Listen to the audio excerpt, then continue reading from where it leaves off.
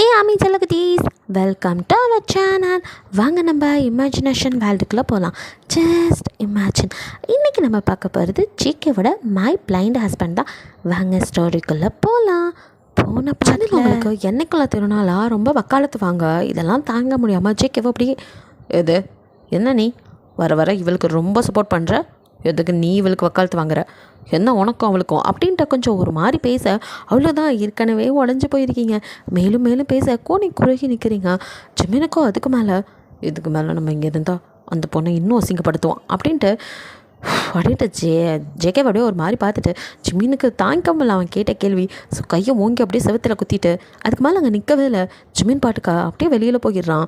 இங்கே நீங்கள் அப்படியே நின்றுட்டுருக்கா. இவ்வளோ நேரம் இதெல்லாம் அப்படியே பார்த்துட்டு இருந்த நிலாவோ, இதுக்கு மேலேயும் நம்ம அமைதியாக இருந்தால் சரிப்பட்டு வராது, கொஞ்சம் நம்மளோட பர்ஃபார்மன்ஸையும் கொடுப்போம் அப்படின்னு சொல்லிட்டு அவளோ ஜங்குக் அப்படின்ட்டு அப்போ அப்படியே அவன் பக்கத்தில் வரா. அவனும் யார் நீ அப்படிங்கிற மாதிரி தான் பார்க்குறான்.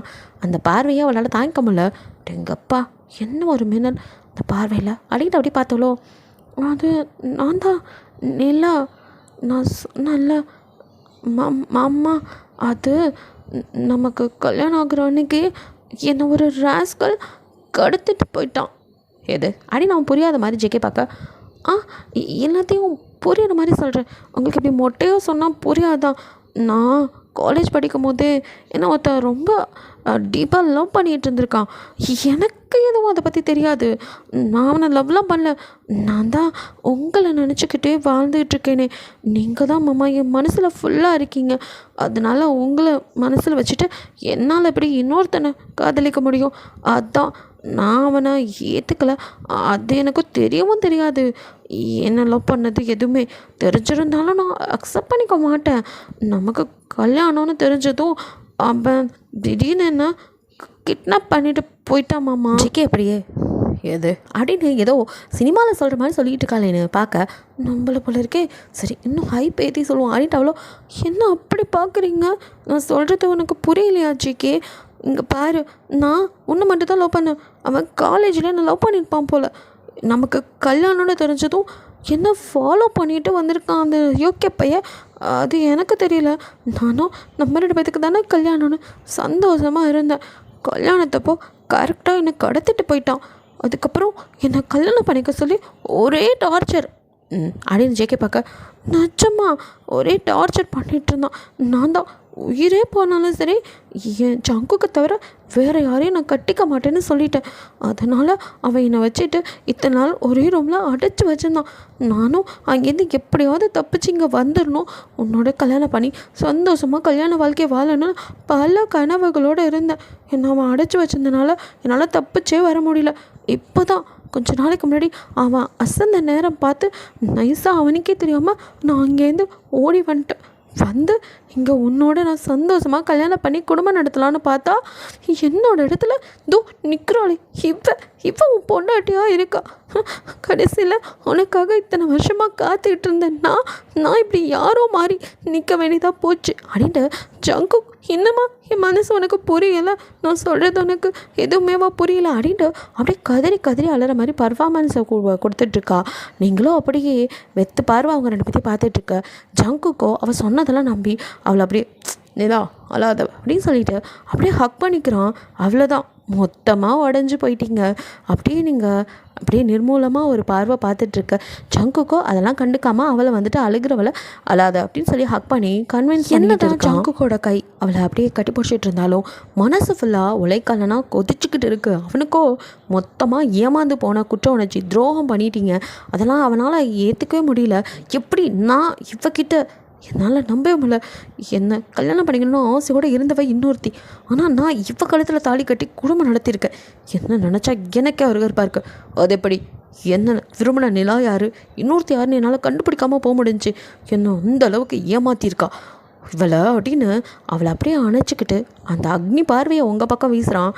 நீங்கள் அப்பயும் அசராமல் அப்படியே தான் பார்த்துட்ருக்கீங்க. என்னடி அப்படி பார்த்துட்ருக்க திமுறா? எல்லாத்தையும் ஏமாற்றிட்டு நல்லா இங்கே இருந்திருக்க. சொல்லுடி, கேட்குறாள், எப்படி நீ அவள் இடத்துக்கு வந்த சொல்லு, இப்போ நீ வாயை திறக்கலை அப்படின்ட்டு அவனும் இன்னும் உங்கள் மேலே அடங்காத அவ்வளோ கோவம், மொத்த கோவத்தையும் உங்கள் மேலே தான் காட்டிக்கிட்டு இருக்கான். ஸோ நீங்கள் வாயை திறக்காமல் நிற்க அவனுக்கு இன்னும் கடுப்பாகுது. அவன் ஏதாவது கேட்டு நீங்கள் ஏதாவது வளரிடுவீங்களோட பயத்தில் ஃபஸ்ட்டு முன்னே வர்றது என்னமோ நிலாவோட அம்மா தான், அது ஜங்குக் அப்படின்ட்டு அவங்க தான் உங்களுக்கு முன்னாடி பாஞ்சு வராங்க. ஜங்குக்கோ நீங்கள் என்ன சொல்ல போகிறீங்க அப்படிங்கிற மாதிரி தான் அத்தையை பார்க்குறான். அப்படி கண்ணா அவள் சொல்லுவா, எல்லா உண்மையும் நான் சொல்கிறேன், அவகிட்ட பொய்யா சொல்லுவா அப்படின்ட்டு வராத கண்ணீரை தொடச்சிக்கிட்டு அதுவோ உங்கள் மேலே அப்படியே எல்லார் முன்னாடியும் குற்றச்சாட்டை வைக்கிது. நீங்களும் அதெல்லாம் எதையுமே கண்டுக்கல. அவனே போனதுக்கப்புறம் என்ன அப்படிங்கிற மாதிரி தான் நின்றுட்டுருக்கீங்க. இந்த ஒரு கால சண்டால பாவி இவ என் பொண்ணு ஓடி போனதும் என்கிட்ட வந்து பேரம் பேசினவ, நடிக்கிறதுக்கு பணம் கொடுங்கன்னு சொல்லி பேசினவ, அவள் எப்படி வாயை திறப்பா, நான் சொல்கிறப்பா என்ன சங்கதின்னு அப்படின்னு பச்சையாக புழுகுது. அவங்க அண்ணனுக்கு கூட அட எங்கப்பா என் தங்கச்சிக்கிட்ட இவ்வளோ டேலண்ட் இருக்காங்கிற மாதிரி தான் அவர் பார்த்துட்ருக்காரு. ஜிமின் அப்பா வாயை திறக்கலாம், அவரும் என்ன தான் நடக்குது அப்படின்னு சைலண்ட்டாக மட்டும் வேடிக்கை பார்த்துட்ருக்காரு. இப்போ அப்படியே அவங்களோ நான் எவ்வளவோ சொன்னேன்டா, இந்த மாதிரிலாம் நடிக்கக்கூடாது, இது தப்பு, என் பொண்ணு ஓடி போயிருந்தாலும் நான் அதை ஜங்கு கிட்டே சொல்லிக்கிறேன் அப்படின்லாம் சொன்னேன். ஆனால் இதோ இருக்காளே பாவி என்னெல்லாம் சொல்லி மிரட்டுனா தெரியுமா. இங்கே பாருங்க, ஒழுங்கா என்ன அவருக்கு பொண்டாட்டியாக நடிக்க விடுங்க. எனக்கு தேவையெல்லாம் பணம் காசு தான், அதை எடுத்துக்கிட்டு நான் போய் சந்தோஷமாக இருப்பேன். அப்படி என் வாழ்க்கையை குறுக்க வந்து நீங்கள் இந்த சந்தோஷத்தை பிடுங்கிக்க நினச்சிங்க, அதுக்கப்புறம் நான் மனுஷியாக இருக்க மாட்டேன் அப்படின்னு நான் அப்பயும் அசரலையே கண்ணா. அது என்னடி நீ என்ன பண்ணிடுவேன், அரண்மனையில் இருக்கிறன்னா ஜங்கு கிட்ட சொன்ன உன் நிலமை அவ்வளோதான், நான் மிரட்டினதுக்கு அவ என்னையவே திருப்பி மிரட்டுறாப்பா. அவங்க அப்போ இங்கே தான் வேலை செஞ்சாராம், அவர் சாவுக்கு நான் தான் காரணம், இல்லை இந்த அரண்மனையில் உள்ளவங்க தான் காரணம்னு சொல்லி போலீஸில் போய் புகார் கொடுத்து நம்மளெல்லாம் வீதியில் இழுத்து விட்டுருவேன், கேஸு வீடுன்னு அலைய விட்டுருவேன், உங்களுக்கு இருக்க மரியாதையெல்லாம் போயிடும், எங்கள் அப்பா சாவில் மர்மம் இருக்குன்னு சொல்லி நானே உங்கள் மேலே வந்துட்டு பொய் புகார் கொடுப்பேன்னா சொல்லி என்னை அதையும் இதையும் சொல்லி மிரட்டிட்டாப்பா. எனக்குன்னா பயமாக போச்சு, இதை யார்கிட்ட சொல்கிறதுன்னு தெரில. நீயோ அப்போ கண்ணு வேற தெரியாமல் இருந்தியா, அதனால தான்ப்பா எனக்கு நம்ம குடும்ப கௌரவம் தான் முக்கியம். என் பொண்ணு ஓடி போயிட்டாளா இல்லை காணாமல் போயிட்டாளான்னு தெரியாதனால நான் எதுவுமே சொல்ல. கண்டிப்பாக என் பொண்ணு ஓடிலாம் போயிருக்க மாட்டான்னு எனக்கு தெரியும். ஏன்னா அவளுக்கும் உன் மேலே அம்புட்டு பாசம், உன் மேலே அவ்வளோ காதல் வச்சிருந்தா, அவள் எப்படி ஓடி போவா. எனக்கு என்னமோ அவள் போனதில் கூட இவ மேலே தான்ப்பா சந்தேகம், இவ தான் அவளையுமே யாரையாவது வர வச்சு கடத்திட்டு இந்த இடத்துக்கு வந்துட்டாலோன்னு அப்படின்னு சொல்லிட்டு அப்படியே ஒன்றுமே நடக்காததெல்லாம் நடந்த மாதிரியும் அதுக்கெல்லாம் காரணம் நீங்கங்கிற மாதிரியும் அப்படியே அழுகுது. நீங்களோ அடேங்க அப்பா என்ன ஒரு பர்ஃபார்மன்ஸ் அப்படிங்கிற மாதிரி தான் மொத்த பேரும் பார்த்துட்ருக்கீங்க. நீங்கன்னா எதுவுமே சொல்லலை, அப்படியே சைலண்ட்டாக என்னென்னா யாரெல்லாம் பேச போகிறீங்களோ பேசுங்க, என்னென்னலாம் என் மேலே குற்றச்சாட்டை போட போகிறீங்களோ போடுங்க அப்படிங்கிற மாதிரி தான் நின்றுட்டுருக்கீங்க. எதையும் தாங்கும் இதையுங்கிற மாதிரி எல்லாத்தையும் தாங்கிக்கிட்டு நின்றுட்டுருக்கீங்க. நீங்கள் மட்டும் தான் தாங்கவையா, இன்னும் தாங்குங்கிற மாதிரி. இப்போ ஜிமீன் அப்பாவா இவ்வளோ நேரம் வேடிக்கைப்பட்டுருந்தோம். ஆமாப்பா இந்த பொண்ணு சரியான திருட்டு பொண்ணு, இதெல்லாம் நம்பக்கூடாது. நான் கூட இத்தனை நாளாக ஏதோ நம்ம குடும்பத்தோட நல்லதுக்கு தான் எல்லாம் பண்ணிக்கிட்டு இருக்கு, பரவாயில்ல அந்த பொண்ணு வர வரைக்கும் சமாளிக்கலாம் அப்படின்னு தான் நினச்சிக்கிட்டு இருந்தேன். இப்போ தான் தெரியுது என் தங்கச்சியவே மிரட்டி பணம் கேட்டு தான் அவள் இங்கே இருந்திருக்காளா. இத்தனை நாளாக இந்த சங்கதி எனக்கு தெரியாமல் போச்சே. நாளாக இந்த வீட்டில் ஜமீன் வேறு இருந்துகிட்ருக்கேன் அப்படின்னு அவர் தன்னைத்தானே நொந்துக்கிற மாதிரி அப்படியே எல்லாரும் மட்டும் அவர் பங்குக்கு கொஞ்சம் நடிச்சுக்கிட்ட ஜமீன் அம்மாவுக்கு தான் அட பாவீங்களா அப்படின்னு இருக்குது. அவங்களால என்ன பண்ண முடியும். அந்த அம்மாவோ அப்படியே வாய் திறக்காமல் கண்ணீர் விட்டுட்ருக்காங்க அவங்களோட நிலைமையை நினச்சி. பாவி பொண்ணு இப்படி வந்து இவங்கக்கிட்ட சிக்கிட்டேடி, உன் தலையெழுத்தா, ஏம்மா வாயை திறந்து ஒரு வார்த்தை அவன்கிட்ட இல்லைன்னு சொல்லலாமே அப்படிங்கிற மாதிரி நினைக்கிறாங்க. ஏம்மா அதை நீயே சொல்லலாமே, எல்லாருக்கும் அவங்கவுங்க பிரச்சனை. ஸோ அவரோ இது சரியான திருட்டு பொண்ணுப்பா, அப்பப்போ நகை பணத்தெல்லாம் சுருட்டி வச்சுக்கும். நான் கூட நம்ம ஜங்கு கூட பொண்டாட்டி நம்ம என்னத்தை போய் கேட்குறதுன்னு சரி போனால் போது இந்த வீட்டு பொண்ணு தானே அதுக்கு இல்லாத உரிமையா அப்படின்னு விட்டுட்டேன். ஆனால் இப்போ இந்த கதையெல்லாம் கேட்கும் போது தான் இது சரியான திருடியாக இருக்கும் போல இருக்குது அப்படின்னு சொல்லிட்டு அப்படியே அவர் தங்கச்சை பார்த்து கண்ணை காட்ட அவங்களோ இதோ இங்கே பாரு நீ இதெல்லாம் நம்ப மாட்டேன்னு தெரியும், அதுக்கு தான் நாங்கள் எல்லாத்தையும் ஆதாரத்தோடு தான் செஞ்சு வச்சுருக்கோம், இரு இந்த வரேன் அப்படின்ட்டு அப்படியே போய் அந்த அம்மாவோ உங்களோட பெட்டி இருக்கும்ல ஸோ அதை எடுத்துகிட்டு வருது. நீங்களோ அப்படியே அவர் பேசினதுலேயே கொஞ்சம் அதிர்ந்துட்டீங்க தான். ஏன்னா நீங்கள் எதிர்பார்க்கல எல்லாரும் ஏதாவது சொல்லி அனுப்பிச்சி வச்சுருவாங்க அவ்வளோதான் அப்படிங்கிற மாதிரி தான் ஒரு மனநிலையில் சரி வீட்டை விட்டு போயிடலாம் அப்படிங்கிற மாதிரி நின்றுட்டுருக்க. பட் இவங்களோ உங்களுக்கே தெரியாமல் உங்களை என்ன சொல்கிறது முதுகில் குத்தி படுக்க வைக்க பெரிய குழியாக தோண்டிடுவாங்கன்னு நீங்கள் நினைக்கவே இல்லை. அந்த அளவுக்கு பர்ஃபார்மன்ஸ் பண்ணிகிட்டு இருக்காங்க. ஏன்னா இதெல்லாம் வந்து நீங்கள் ஸ்கிரிப்ட் எழுதாத ஒரு விஷயம் நடந்துகிட்டு இருக்குது. நீங்கள் நினச்சது ஒன்று, ஜஸ்ட்டு உங்களை வந்து நடிக்க வந்தீங்க, பணம் கேட்டிங்கன்னு சொல்லி ஏதோ ஒன்று சொல்லி அமுச்சு விட்ருவாங்கன்னு நீங்கள் நினைக்க. பட் அவங்களோ நீங்கள் மிரட்டினதெல்லாம் மறக்கலை. ஸோ அதனால் எங்கள் கிட்டேயே வா, நாங்கள் யாருன்னு எங்கள் முகத்தை காட்டுறோண்டி, அப்போ தெரியும் நீலாம் புதுசாக வில்லி மாதிரி நடிக்கிறவ, நாங்கள்லாம் வில்லன் வில்லியாகவே வாழ்கிறவங்க அப்படின்ட்டு அவங்களோட பர்ஃபார்மன்ஸை போட ஆரம்பிக்க நீங்கள் கொஞ்சம் ஆடி போவோ. அண்ணன் கண்ணை காட்டினதும் குடுக்குடுன்னு ஓடி போய் ஆல்ரெடி அவங்க பிளான்லாம் பண்ணிட்டாங்க போல். ஸோ அவங்க பெட்டியை தூக்கிட்டு வந்து, இங்கே பாரு கண்ணா, இவ இத்தனை நாளாக இங்கே திருடுனது அப்படின்னு சொல்லிட்டு அந்த இதை ஓப்பன் பண்ண அதில் அவங்க ட்ரெஸ்ஸோடு சேர்ந்து கொஞ்சம் பணம், ட்ரெஸ், இது நெக்லஸ், இந்த மாதிரிலாம் வந்து ஜுவல்ஸ் இந்த மாதிரிலாம் வந்து விழுகுது. உங்களுக்கே ஒன்றுமே புரியல, இதெல்லாம் எப்போ பண்ணாங்க அப்படிங்கிற மாதிரி தான் நீங்கள் முழிச்சிட்ருக்க. அதுலேருந்து பேப்பர்ஸும் விழுகுது. இதே என்ன பேப்பர்லாம் இருக்குது அப்படின்ட்டு ஒன்றுமே தெரியாத மாதிரி ஜிமினோட அப்பா எடுத்து, கண்ணா நீ என்ன நம்ம பூர்வீக சொத்தை இவ பேரில் எழுதி கொடுத்துட்டியா அப்படிங்கிற மாதிரி கேட்குறாரு. உங்களுக்கும் தூக்கி வாரி போடுது. அட பாவீங்களா, ஏன் பேர்லையா அப்படின்ட்டு நீங்கள் ஷாக்கில் நிற்க, சங்குக்கும் அப்படியே அவர் ஒரு மாதிரி எது அப்படிங்கிற மாதிரி பார்க்குறான். அவனோட பார்வையிலே அவருக்கு ஆஹா இவன் வந்து நம்மளை போல இருக்கே அப்படின்னு புரிஞ்சுக்க முடியுது. அது கண்ணா இங்கே உன் கையெழுத்து தான் இருக்குது, அப்புறம் ப்ராப்பர்ட்டி மாற்றினது அவள் பேரில் இருக்குது, அதை பார்த்து தான் கேட்குறேன் அப்படின்ட்டு இப்போ அவரோ அதை காட்டுறாரு. சங்குக்கும் அதை கையில் வாங்குகிறான். அப்படியே அவனுக்கோ எல்லா பக்கமும் உங்களுக்கு அணை கட்டிட்டாங்க. எல்லா பக்கத்துலேருந்தும் நீங்கள் தான் இப்போ வந்து துரோகியாக இருக்கீங்க. எல்லா பக்கத்துலேருந்து பார்த்தாலும் எவிடன்ஸ்லாம் பக்காவாக இருக்குது. திருடி, ஃப்ராடு, ஃபோர்ச்சுடின்னு இன்னும் என்னெல்லாம் பேர் வைக்கணுமோ அந்தளவுக்கு பக்காவாக எல்லாம் பர்ஃபார்ம் பண்ணிகிட்ருக்க. நீங்களோ அப்படியே ஒட்டு மொத்தமாக உடஞ்சி போய் முடிஞ்சிச்சு, நமக்கு அவ்வளோதான், குழி தோண்டி புதைக்க போகிறாங்க அப்படிங்கிறது உங்களுக்கு புரிஞ்சிருச்சு. சரி பாடைக்கு சொல்லியிருக்கப்பாங்கிற மாதிரி தான் நீங்கள் பொறுமையாக அப்படியே அவனே பார்த்துட்ருக்க. இங்கே சங்குக்கோ ஏற்கனவே அவனுக்கு பண்ண துரோகத்துக்கே அவன் தாங்கிக்க முடியாமல் நின்றுட்டுருக்கான். அதுலேயும் நீங்கள் ஒரு திருடி, ஃப்ராடு இந்த மாதிரிலாம் சொல்லலாம் எப்படி இருக்கும்? அதுவும் எவிடன்ஸோட பக்காவாக வந்து கொடுக்கும்போது ஏற்கனவே அவன் நொந்து போயிருக்கான். இதில் இன்னும் மேலும் மேலும் எவிடன்ஸ் எல்லாம் கொட்ட அவனுக்கோ நம்ம கண் இல்லாமல் இருந்து இத்தனை வருஷமாக கவலைப்பட்டதே இல்லை.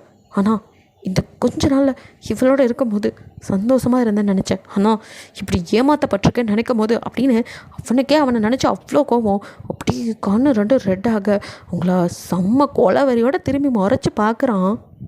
அவன் பார்வையை உங்களால் பார்க்க முடியல. அப்படி ஒரு கோவ பார்வை கொலவெறியோட முறைச்சி பார்க்குறான். உங்களால் தாங்கிக்கவே முடியல. இது நாள் வரைக்கும் பார்வையே இல்லாட்டியும் அந்த கண்ணில் தெரிஞ்ச காதல் மொத்தமாக இன்றைக்கி கருகி போய் அவனோட பார்வை வீச்சை தாங்கிக்க முடியாமல் உங்களால் குற்றவாளி கூண்டில் நிற்கும் போது கூட உங்கள் பக்கம் ஏதாவது நியாயம் இருக்கோ அது சொல்லணும்னு தக்கிக்கிறீங்க. உங்களுக்கோ நான் இல்லை அப்படின்ட்டு வாய் தந்து சொல்ல முடியாத குற்ற உணர்ச்சி இருந்தாலும் இப்படியே விட்டால் மொத்த பழியை என் தலையில் தூக்கி வச்சுருவாங்க. நான் அவனை நினச்சா அது அது நடக்குது.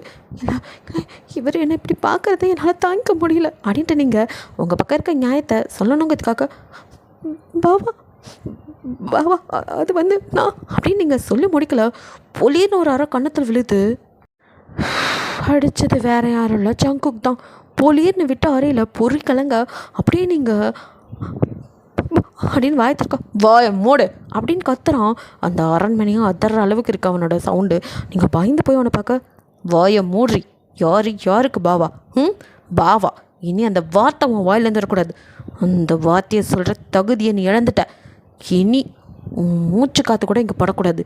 வாய் திறந்த அவ்வளோதான். இனி உன்கிட்ட எந்த பேச்சும் கிடையாது. எல்லா எவிடன்ஸும் பக்காவாக இருக்குது. இன்னும் என்ன பாவான்னு என்னை ஏமாத்தலான்னு பார்க்குறியா? நீ இனி எதை பேசினாலும் நான் நம்ப போகிறது இல்லை.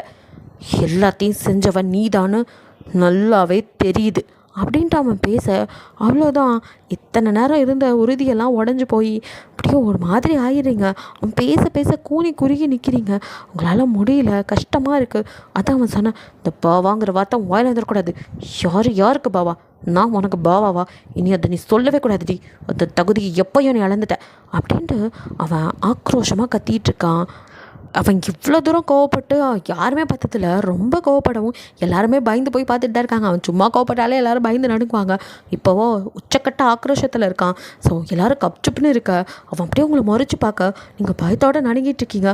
கண்டிப்பாக இன்னும் கொஞ்சம் நேரம் நின்னா அடி ஈத்து விழுந்துச்சுன்னா உண்மையெல்லாம் சொல்லிடுவீங்களோட பயம் நிலாவோட அம்மாவுக்கு வருது.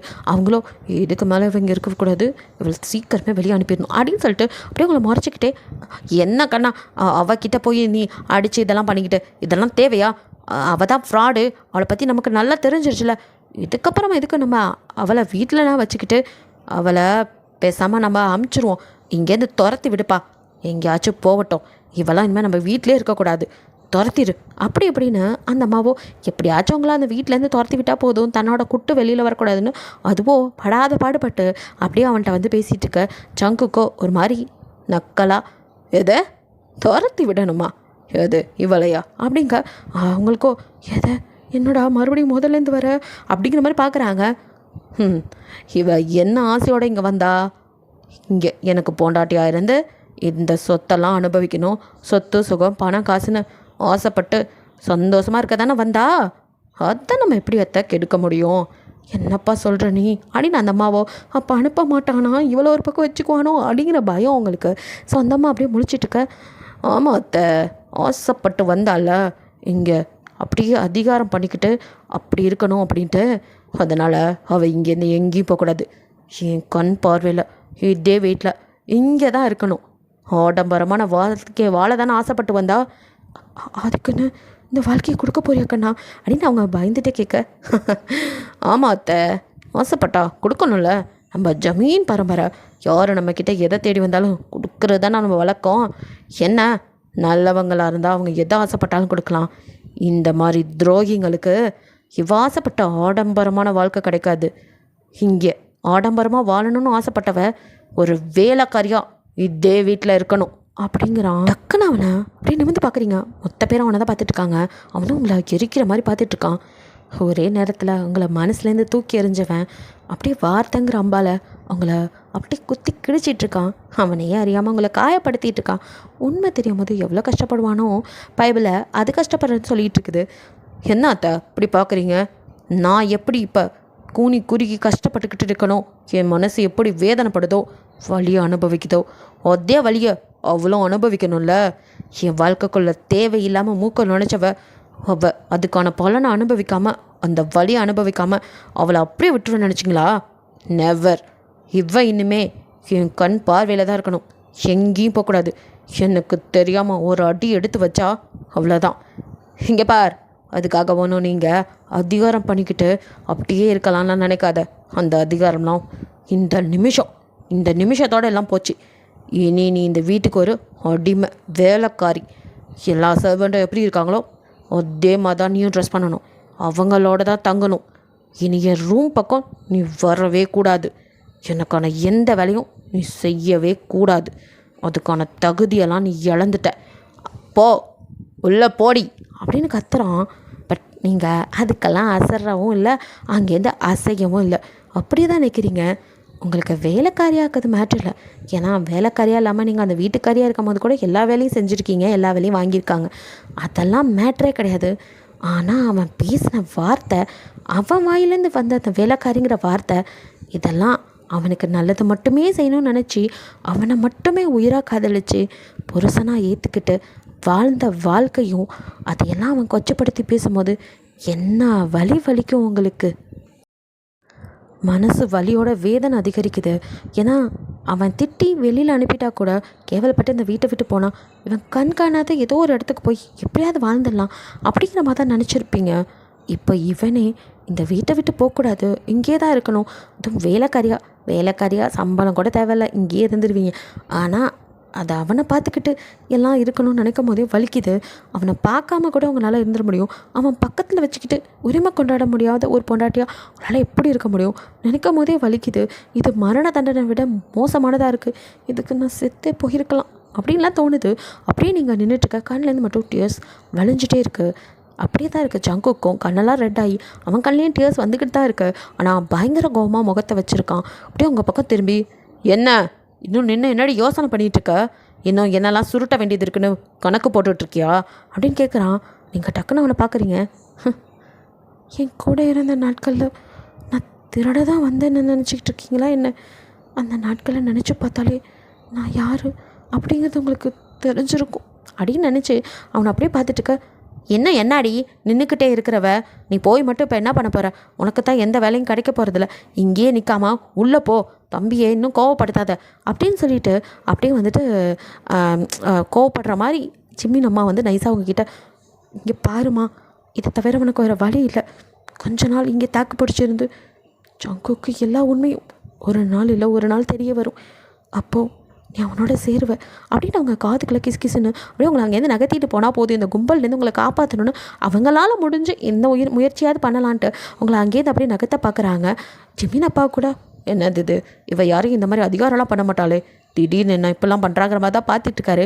ஐயோ இந்த மனுஷன் வர நம்மளே குருன்னு பார்க்குறாருன்ட்டு நகருமா வாமா போகலாம் அப்படின்னு அவங்க கையை பிடிச்சி உங்களை எப்படியாவது அந்த இடத்த விட்டு நகர்த்திடணும். இந்த இடத்த விட்டு நீங்கள் போகக்கூடாது, இது உங்களுக்கான இடம்னு அவங்களுக்கு புரியுது. அதனாலேயே கொஞ்சம் நாளைக்கு இருந்தால் ஜங்குக்கு உண்மையெல்லாம் புரிஞ்சுட்டு இப்போ தானே கண்ணே தெரிஞ்சிருக்கு. அவங்க நடவடிக்கையெல்லாம் பார்த்தா அவனே கண்டுபிடிச்சிடுவான்னு அவங்களுக்கு ஒரு நம்பிக்கை இருக்குது. அது மட்டும் இல்லை, ஜிமின் உங்களுக்காக பேசினதையும் பார்த்துக்கிட்டு தானே இருந்தாங்க. அதனால் கண்டிப்பாக ஜிமின் உங்கள் வாழ்க்கையை அப்படி விட்டுற மாட்டான்னு தான் பையன் மேலேயும் ஒரு நம்பிக்கை இருக்குது. அதனால் அந்த அம்மாவோ உங்களை எப்படியாவது இந்த இடத்துல வச்சுக்கணும்னு தான் நினைக்கிறாங்க. ஸோ அவங்க அவரோட தங்கச்சி இருக்காங்க, அதான் நிலாவோட அம்மா முறைச்சி பார்க்கறத கூட மீறி இவன் ஒருத்தி முறைச்சிக்கிட்டு நிற்கிறான், இவன் முறைச்சா எனக்கு என்ன அப்படிங்கிற மாதிரி தான் எல்லார்கிட்டையும் அப்படியே அவங்க மூஞ்சை பார்க்காமே உங்களை கூப்பிட்டுட்ருக்காங்க. நீங்களும் அப்படியே உங்களுக்கு காலில் ஆணி அடித்த மாதிரி அந்த இடத்த விட்டு நகரவே முடியல. மனசெல்லாம் ரணமாக வலிக்குது. இனி உரிமையே இல்லாமல் அவனோட பக்கத்தில் கூட போக முடியாமல் என்னால் இந்த வீட்டில் இருக்க முடியுமா, மூச்சு முட்டுற மாதிரி இருக்குது அப்படின்னு அழுகையாக வருது. பட் அவனை எதிர்த்தும் பேச முடியாது. இங்கேருந்து நான் எங்கேயாவது போயிடுறேனே அப்படின்னு கேட்க தைரியம் இல்லை.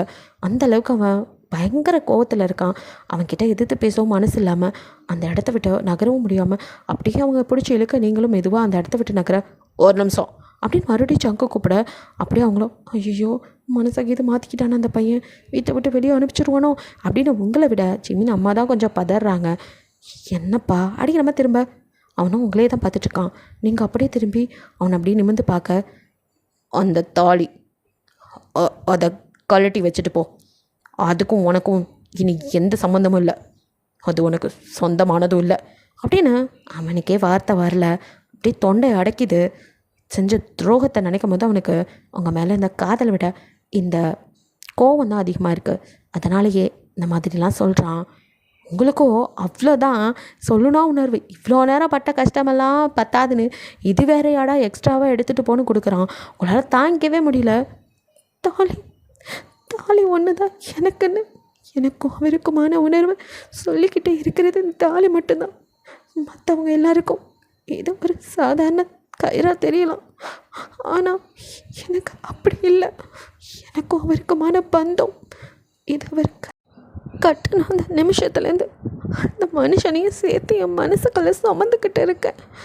இது எனக்கும் அவருக்குமான ஒரு நெருக்கமான, எனக்கு எப்போவுமே இவர் என் புருஷன்னு ஒரு கர்வத்தை கொடுக்கறது. இப்போ அது இல்லை, எனக்கு அவரும் இல்லை, அவர் சம்மந்தப்பட்ட இந்த தாலியுமா அப்படின்ட்டு வலிக்க எல்லாத்தையும் செய்கிறான். ரொம்ப கஷ்டமாக இருக்க. தாலிங்கிறத அவங்களுக்கும் அவனுக்கும் எவ்வளோ இம்பார்ட்டன் உங்களுக்கு தெரியும். ஏன்னா எத்தனை நாள் அந்த தாலியை எடுத்து எனக்கானவன் என் ஜங்கு கட்டினது அப்படின்னு அதை கிஸ் பண்ணி பாவா அப்படின்னு அவன் பின்னாடியே சுற்றி வந்திருப்பீங்க. அவனுமே அவங்களோட ஒன்றா இருக்கும் போது அதில் எத்தனை நாள் குத்துதடி அப்படின்னு சொல்லி அதை நகர்த்தி அப்படி வாயால் கட்சி அதை நகர்த்தி இருப்பான். இதெல்லாம் நினைக்கும் போது அப்படியே குலுங்கி வளருங்க. நீங்களும் தாலியை கழட்டாமல் அப்படியே கையில் பிடிச்சிட்டு அங்கேயே நின்று அழுதுட்ருக்கீங்க. இதெல்லாம் நிலா அவங்க அம்மா பார்க்கும்போது அவங்களுக்கும் ஐயோ இரிட்டேட் ஆகுதே, என்னம்மா எல்லாம் தெரிஞ்சு இவளை விரட்டி விட்டுட்டு என் கூட கல்யாணம் பண்ணி சந்தோஷமாக இருப்பான்னு பார்த்தா இவர் என்னன்னா தேவையில்லாமல் இவளை பிடிச்சி வச்சுக்கிட்டு சாவடிக்கிறான், இவன் நம்ம லூசு பையன் அப்படின்னு சொல்லிட்டு அப்போ கூட நிலாவுக்கு கடுப்பாகுது. ஸோ ஜங்குக்கை போட்டு வறுத்து எடுத்துட்டு இருக்கா அவங்க அம்மா. பேசாமல் இருடி, ஆனால் அவள் எப்போ ஏதாவது வாய் தந்து சொல்லிடுவாளோங்கிற பயத்தில் இருக்க. இவன் வேறு போகிறேங்கிறவளை விட விடாமல் வீட்டுக்குள்ளே வச்சு டார்ச்சர் பண்ணுவேங்கிறான். ஐயோ எனக்கு ஏதோ அவள் பயந்து ஏதாத்தையும் சொல்லிடுவாளோங்கிற பயந்தான் அதிகமாக இருக்குது. ஐயோ அப்படின்னு எங்களை விட்ட சனி ஒழியாதுங்கிற மாதிரி அவங்க பார்த்துட்ருக்க. எங்கே நீங்களோ தாலியை பிடிச்சிட்டு அழுதுகிட்டே இருக்கீங்க. இதெல்லாம் கேட்கும்போது ஜிமின் அம்மாவுக்கே ஏன்டா பாவி இப்படிலாம் படுத்தி எடுக்கிற, உன்னை நினச்சி நான் ரொம்ப நாள் கவலைப்பட்டிருக்கேன். ஆனால் இந்த கும்பலோட சேர்ந்து வந்தால் நீயும் நிரூபிச்சிட்டல, மனசாச்சே இல்லாமல் ஏன்டா அந்த பிள்ளையை போட்டு இப்படி படுத்துற. கொஞ்சம் பொறுமையாக யோசிச்சா கூட யார் நல்லவங்க யார் கெட்டவங்கன்னு புரிஞ்சுக்க முடியும். ஆனால் இந்த கூட்டத்தோடு சேர்ந்து நீயும் இப்படி இருக்கேப்பா அப்படின்னு அவங்களுக்கு ஜங்குக்கு வாயத்தை திட்ட முன்னாடியும் மனசுக்குள்ளே அப்படி தான் நினைக்கிறாங்க. ஆனால் என்ன பண்ணான் ஜங்குக்கு அவன் மனசுலேயோ அப்படியே அவனுக்கும் அதே தான் பழைய நினைவுகள்லாம் அந்த தாலியை அப்படியே அவங்க நெஞ்சோடு சேர்த்து அப்படின்னு அவன் கிஸ் பண்ணது அதெல்லாம் அப்படியே தொட்டு பார்க்கும்போது இவ என் பொண்டாட்டி, இது நான் கட்டின தாலி அப்படின்ட்டு அவனுக்கும் ஒரு கர்வம் இருந்திருக்கும்ல, என்னோட பொண்டாட்டி ஏன் பக்கத்தில் அப்படின்னு. அதெல்லாம் நினைக்கிறப்போ அவனுக்கு அப்படியே செம்ம கடுப்பாகுது. இத்தனை நாள் என்னை ஏமாற்றிக்கிட்டு துரோகம் பண்ணிட்டு கூடவே இருந்திருக்கா அப்படின்னு அப்படியே அவனுக்கு அவ்வளோ ஆத்திரம். இன்னும் அவன் சொல்லியும் கேட்காம அந்த தாலியை கழட்டாமல் தாலியை பிடிச்சிட்டு அழுதுட்டு நிற்க அவனும் செம்ம கடுப்பில் அவங்கள அப்படியே முறைச்சி பார்க்குறான். என்ன தாலி தங்கத்தில் போட்டனால அதை கழட்டி கொடுக்க மனசு வரலையோ? இதே வெறும் மஞ்சள் கயிறாந்தா இந்நேரம் கழட்டி வச்சுட்டு போயிருப்பல்ல. ரொம்ப தான் சீன் போடுற. ஏண்டி காசுக்கு படுக்க வந்தவளுக்கு தாலியோட முகத்துவம்லாம் தெரியுமா? என்னமோ பெரிய அப்படியே என் கையால் தாலி வாங்கிக்கிட்டனால அன்றைக்கி என் உண்மையாக இருந்த மாதிரி நடித்து கொட்டிக்கிட்டு இருக்க அப்படின்னு சொல்லிட்டு அவனும் வாயிலேருந்து வர வார்த்தை இதுதான் இல்லாமல் கண்டபடி பேச ஜிமின் அம்மாவே வம்சம் ஆடி போயிடறாங்க. என்னடா பையா இப்படிலாம் பேசுகிற அப்படின்ட்டுக்கு. பேசாதான்னு சொல்லி அடக்கிற அளவுக்கு அவங்களுக்கு உரிமை இல்லையே, அவங்களால பேசவும் முடியல. ஆனால் அதெல்லாம் காது கொடுத்து கேட்கவே முடியல, அந்த அளவுக்கு இருக்கு அவன் வார்த்தை. அப்படியே உங்களை பாவமாக பார்க்குறாங்க. இதெல்லாம் தேவையாடி பொண்ணே உனக்கு அப்படின்ட்டு இருக்கு அவங்களோட பார்வை. நீங்களோ துடிச்சு போயிடுறீங்க. அவ்வளோ கேவலமானவளானா அப்படின்னு நினச்சா இந்த தாலியை என் கழுத்தில் வாங்கிக்கிட்டு இங்கே வந்து நின்றுட்டுருக்க. என் கூட இத்தனை நாள் தனியாகவும் சரி அத்தனை பேர் முன்னாடியும் சரி இருந்திருக்காரு. இவருக்கு என் மனசு கொஞ்சம் கூடையும் புரியாமல் போச்சு. அப்படியான கேவலமான ஜென்மம். இத்தனை நாள் தனியாரையில் இருந்திருக்கமே. எதையும் எத்தனையோ என்கிட்ட கொடுத்துருக்காரு. அதையெல்லாம் நான் ஏன் திருடிட்டு ஓடலை? நினச்சி கூட பார்க்க மாட்டார் போல இருக்கு. கடவுளே, நான் பண்ணது தப்பு தான், இல்லைன்னு சொல்லலை. பணத்துக்காக நடிக்க தான் வந்தேன். ஆனால் நான் நடிக்கலை. முழுசா இவரோட பொண்டாட்டியை மட்டும்தான் இங்கே வாழ்ந்துக்கிட்டு இருந்தேன். இவரோட நல்லதுக்காகத்தான் எல்லாத்தையும் பார்த்து பார்த்து பண்ணேன். அவரையும் தப்பு சொல்ல முடியாது. எல்லாத்தையும் நானே தான் தேடிக்கிட்டேன்.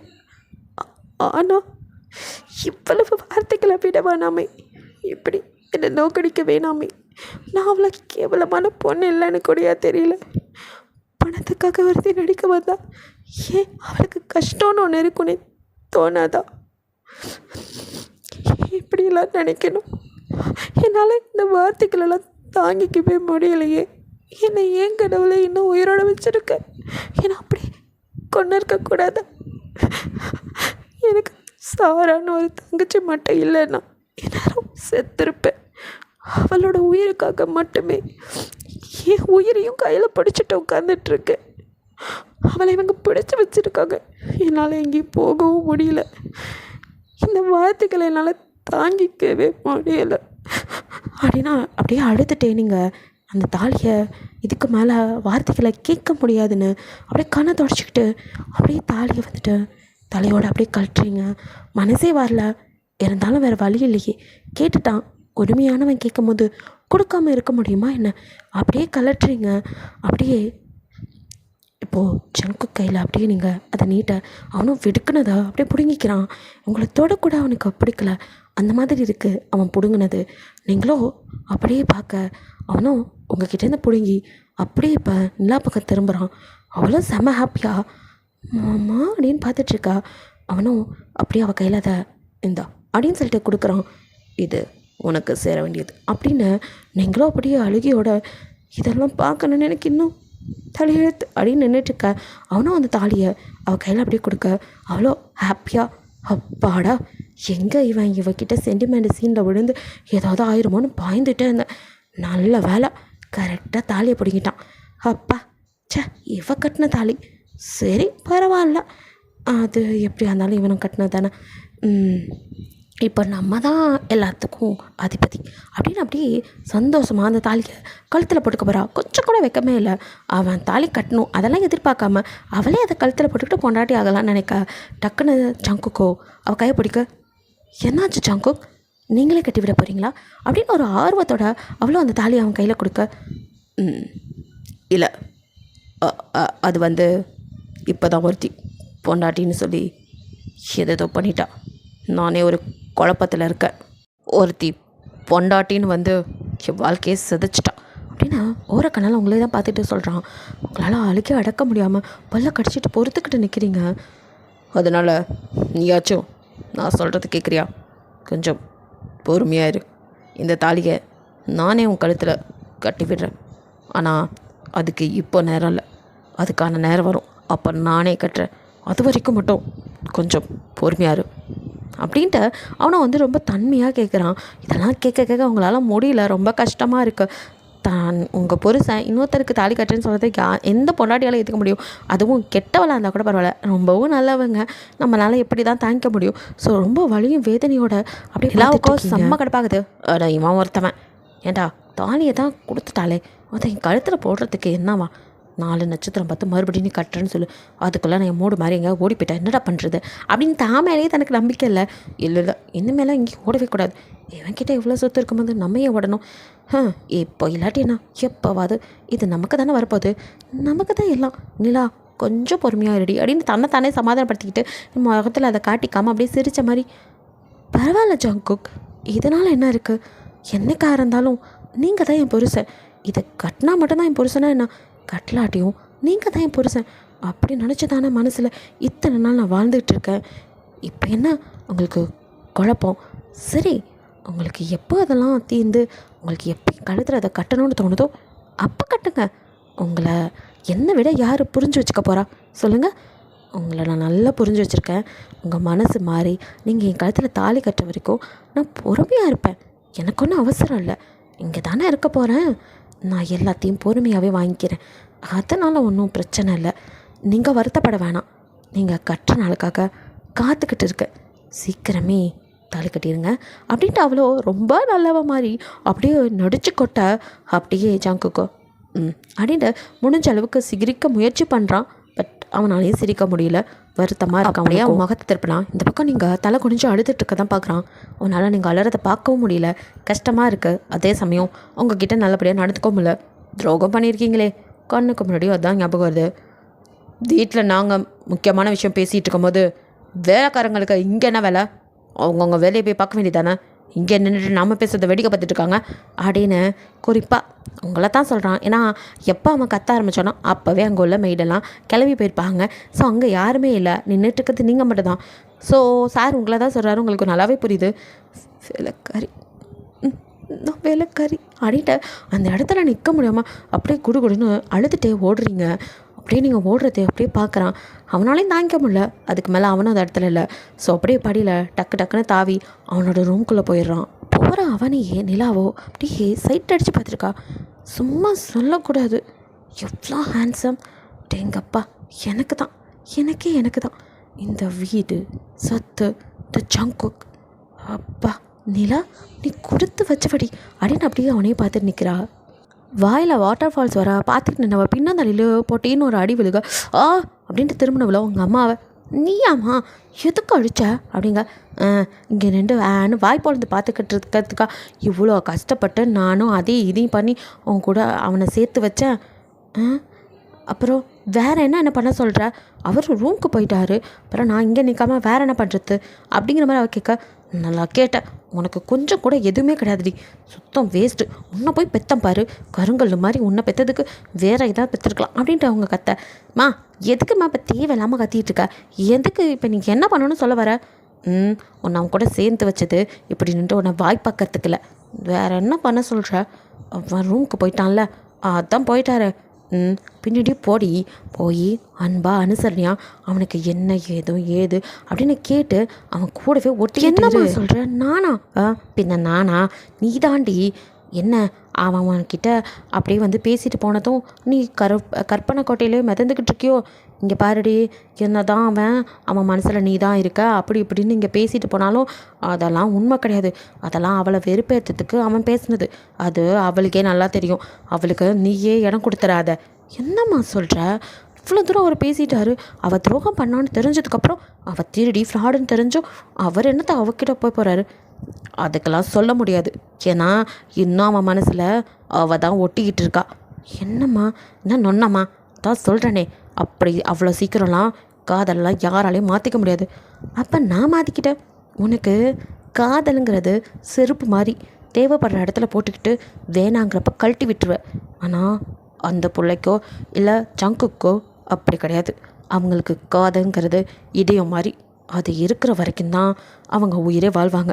அதுக்குன்னு அதை மாற்றி வைக்கலாம்லாம் நினைக்க முடியாது, செட் ஆனால் தான் உண்டு. அந்த மாதிரி என்னம்மா சொல்ல வர? உனக்கு என்ன இளவு தான் புரிஞ்சிருக்கு. இங்கே பாரு, இப்போ அவன் கூட போய் அவனே சோகத்தில் இருப்பான். அதனால் அவன்கிட்ட பேசி அவன் மனசை மாத்திர வழியை பாரு. அவளை அவன் மனசுக்குள்ளேருந்து எடுத்துட்டு அந்த இடத்துல நங்கூரம் போட்ட மாதிரி நீ உக்காடுறதுக்கு முயற்சி பண்ணுன்னு சொல்ல வர. அம்மா போடி, போய் அவன் கூடவே இருந்து அவன்கிட்ட அன்பாக நடந்து அவன் மனசை மாற்றப்பாரு. இன்னும் அவன் அவளையே நினச்சிக்கிட்டு இருந்தா அப்புறம் இவ்வளோ பண்ணியும் வேஸ்ட்டாக போயிடும். முதலுக்கே மோசமாயிரும். எப்போ வேணாலும் அவன் உருட்டி மிரட்டி அவள்கிட்ட உண்மையை கூட வாங்க முடியும். அதனால் அதுக்கு முன்னாடி அவன் மனசில் நீ இருக்க வழியை பார் அப்படின்னு அவங்களும் அவங்க மகளுக்கு ஒரு அம்மா பண்ணுற அட்வைஸாக இதெல்லாம். அவளோ மா அவர் பேசிட்டு போகிறத பார்த்தா ஏதோ காதல் தோல்வியில் போன மாதிரி இருக்குது. உடனே போய் நான் பேசினா மட்டும் அவர் அப்படியே மசிஞ்சிருவாரா என்ன? என்னால் முடிஞ்ச அளவுக்கு முயற்சி பண்ணுறேன். அதுக்கு மேலே அவன் மாறலைன்னா அதுக்கெல்லாம் நான் பொறுப்பாக முடியாதுமா அப்படிங்கிறா. அப்படியே போட்டேன்னு வச்சுக்கோ. ஏன்டி இப்படி பேசுகிற? இவ்வளோ கஷ்டப்பட்டு உன் கூட நான் மறுபடியும் அவனை சேர்த்து வைக்க பார்த்தா நீ என்னடாண்ணா? இங்கே பாரு, அதெல்லாம் அப்படி தான் இருப்பான். கொஞ்ச நாளைக்கு நீ தான் பேசி பேசி முடிஞ்சால் பேசி அவனை மாற்றப்பாரு. இல்லைனா இருக்கவே இருக்கு இந்த தலையணி மந்திரம்னு. அதே எதுக்கு சொல்கிறாங்க? அடுத்து அதை பிரயோகிச்சிரு. அப்புறம் உன்கிட்ட உன் வழிக்கு அவன் வந்து தானே ஆகணும். இதுக்கப்புறம் இந்த சொத்து நம்மளை விட்டு போகவே கூடாதுடி.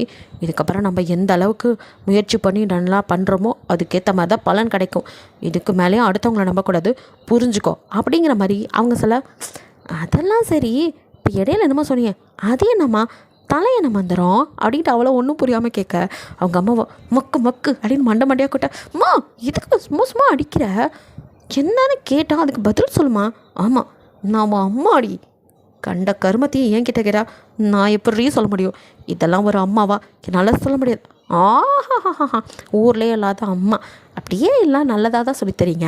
இதுக்கு மட்டும் முஞ்சப்பாரு, இது ஏன் மைண்ட் வாய்ஸு அப்படியே அந்த அம்மாவோ நான் எப்படி இதெல்லாம் சொல்ல முடியும்? நீயா தான் சில விஷயங்களை புரிஞ்சுக்கிட்டு நடந்துக்கணும். ஓடி போக மட்டும் தெரிஞ்சுது. அவன் கூட போய் என்ன பண்ண? அதை தான் இவன் கூடயும் அப்படி இப்படி இருந்து எப்படியாவது அவன் மனசுக்குள்ளே முழுசாக நீ மட்டும் இருக்கிற மாதிரி பண்ணு, புரிஞ்சதா? அப்படி உன் வழிக்கு அவனை கொண்டு வந்தால் தான் நம்ம நிம்மதியாக இருக்க முடியும் அப்படிங்கிறாங்க. போமா, எனக்கு அதெல்லாம் வராது, நான்லாம் அதெல்லாம் பண்ண மாட்டேன் அப்படிங்கிற அவ எதை அப்படின்னு பார்க்குறாங்க. எடுத்தொடப்பக்கட்டைய உனக்கா வராது? உனக்கு ஏதோ ஒரு இழிச்ச வாங்கி சிக்கிட்டான் போல். அதான் சங்குக்க மயக்கிறது கஷ்டம்தான். அம்மாவோ ஐயோ சாவடிக்கிறான் இவளை வச்சுக்கிட்டு. இங்கே பாருடி, வரல என்ன நடிச்சு தொலை, நடிக்கிறதுக்கு நல்லா வரும்ல. அவன்கிட்ட போய் ஆறுதலாக பேசுகிற மாதிரி நடி. அப்புறம் கூட்டிகிட்டு வா, சாப்பாடு வச்சு கொடு, முடிஞ்சா அவனுக்கு ஊட்டி விடு. அதெல்லாம் தான் அவகிட்ட அவன் எதிர்பார்த்தான். இதெல்லாம் இப்போ நீ செஞ்சா அவளை எதிர்பார்க்க மாட்டான். அப்படியே கொஞ்சம் கொஞ்சமாக உன் மனசை மாற்று. அப்புறம் மெயினாக நம்மளோடதை மறந்துடாத. அந்த புதையல் பெட்டி அது உனக்கு சேர வேண்டியதுடி. எப்படியாச்சும் நல்லா பேசும்போது அவன்கிட்ட மயக்கி அது எங்கே இருக்குன்னு தெரிஞ்சுக்கோ. அதை நம்ம எடுத்துடணும், நமக்கு அது இருந்தால் தான் அப்படிங்கிற மாதிரி அவங்களோ வந்துட்டு அவகிட்ட தூபம்லாம் போட்டுட்ருக்காங்க. அவளை வந்துட்டு சரிம்மா அப்படிங்க, போடி போ, நின்றுக்கிட்டே இருக்காத மசன்னு அப்படின்னு அவளை அந்த பக்கம் தள்ளி விட்டுட்டு அப்பாடான் இருக்கு. எப்பா எப்படியோ பல போராட்டத்துக்கு அப்புறம் என் பொண்ணை ஒரு வழியாக அவன் கிட்ட சேர்த்து வச்சாச்சு. இன்னும் அவன் மனசுக்குள்ளே அவன் இடம் பிடிச்சி பொண்டாட்டி ஆகிட்டா அப்பாடா, அப்போ தான் நிம்மதியாக இருக்கும்.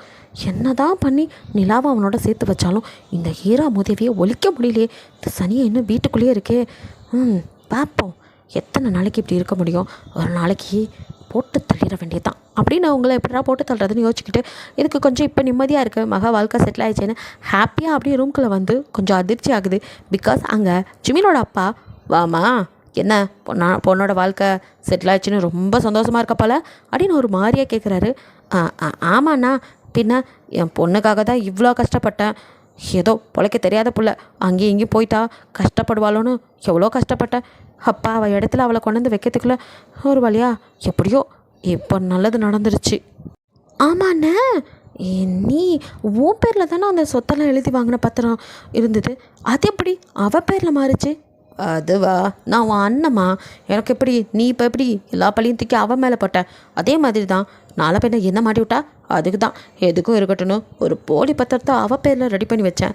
அது மட்டும் இல்லை, அவள் இப்போ கையெழுத்து வாங்கி கொடுத்த பத்திரத்தில் ரொம்ப சட்ட சிக்கல் இருக்கான். வக்கீல் சொன்னார் இப்போதைக்கு சொத்து நம்ம கைக்கு வராது, சரி எதுக்கும் இருக்கட்டும்னு தான் வச்சுருக்கேன். அதே சமயம் அவளால் ஏதாவது பிரச்சனை வந்துச்சுன்னா அதுக்கு தான் அவளுக்கு முன்னாடி நானே முந்திக்கிட்டு அவள் மேலே எல்லா பழியும் தூக்கி போட்டேன். எப்படியோ அப்பா ஆமாண்ணா, நம்ம நினச்ச மாதிரி நடந்துருச்சு. என்ன இனி அவள் வீட்டை விட்டு போகாமல் இருக்கா, அவளை எப்படியாவது துரத்தணும், இல்லை கொத்தையவே முடிச்சிடணும்.